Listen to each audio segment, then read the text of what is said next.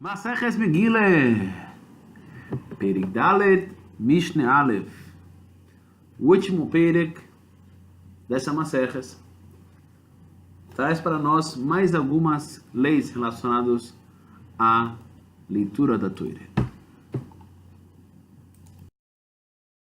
Como já vimos, no Perek Gimel, a Mishneh nos ensinou o que deve ser lido em cada uma das ocasiões, diferentes datas. E o motivo que traz a leitura da Torá aqui nessa Maseches é porque ambas foram estipuladas pelos Neviim. Neste Perek veremos como a leitura da Torá deve ser lida. Não quais são as parshis, que já foi falado, mas como, de que maneira. Mas antes disso, no início da Mishneh Aleph, como se trata de uma Maseches Megillah, veremos algumas leis relacionadas à leitura da Megillah. Primeira lei trazida sobre a leitura da Megillah é de que maneira ler ela, de pé ou sentado. Diferente da leitura da Torá, que é lida de pé, pelo respeito extremo que o Baal Koreh tem que ter, a Megillah pode ler ou de pé ou sentada. Segunda lei fala sobre se as pessoas podem ler juntos ou tem que ser separado. O que significa juntos? Vai ribe, se eu ler junto com outra pessoa esses mesmos trechos, será que eu saio da obrigação? Diferente da leitura da Torá, que apenas uma pessoa pode ler, por que uma pessoa? Porque quando uma pessoa lê, dá para escutar muito melhor do que duas pessoas lendo juntos. Duas pessoas, quando falam juntos, é difícil escutar palavra por palavra. Então, em relação à leitura da Torá, é proibido duas pessoas lerem juntas. Uma pessoa só deve ser o Baal Koreh. Já em relação à Megillah, por ser uma vez por ano e por contar sobre a nossa salvação, as pessoas vão querer prestar mais atenção. Por isso, será permitido. Terceira lei sobre a leitura da Megillah fala sobre a broche final, a broche de Arov Ezriveinu. Essa broche não está diretamente ligada com a leitura da Megillah. Ela é só um louvor a Hashem por salvar-nos de nossos inimigos. Portanto, já que não tem essa broche uma ligação direta com a leitura da Megillah, em alguns lugares costumavam dizer, outros lugares não costumavam dizer após a leitura. E a Mishnah dá essa opção. Os lugares que dizem a broche, se diz, em lugares que não se diz a broche depois, não se diz. Já a broche da Torá, lida depois da leitura da Torá, está diretamente ligada com a leitura. Por essa razão, deve ser sempre falada. Diferente da Megillah, que há diferentes costumes. Resumindo, as três leis iniciais são: ler de pé ou sentado, opcional. Podem ler duas pessoas juntos a Megillah. E a terceira lei, em relação à última broche, que depende de onde você vem. A partir de agora até o final do Perek, veremos leis relacionadas à Torá. Vimos que as broches da Torá estão ligadas diretamente à honra da Torá. Por isso, elas são extremamente necessárias. Mas veremos que antigamente o costume era um pouco diferente do que temos hoje em dia. Veremos agora a lei sobre a leitura da Torá. Basheinu bachamish ubashabazomincho korim shloisho.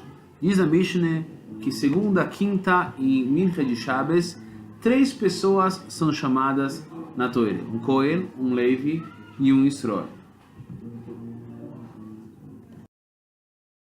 Interessante notar que a Mishneh fala Korin Shloisho, leem 3.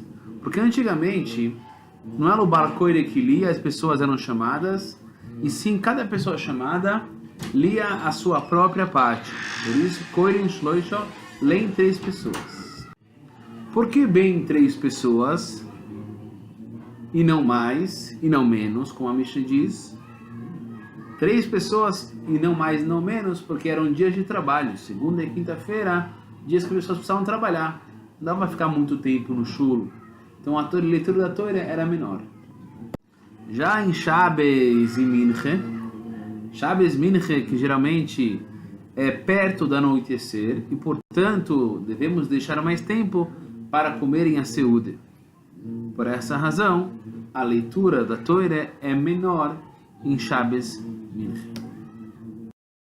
Por essa mesma razão, segunda, quinta e Shabbos Mincha, não existe a opção de chamarmos Maftir, a não ser que Shabbos Mincha foi Yom Kippur. Mas geralmente, em dias normais, 3 pessoas são chamadas e não se faz a leitura do Maftir.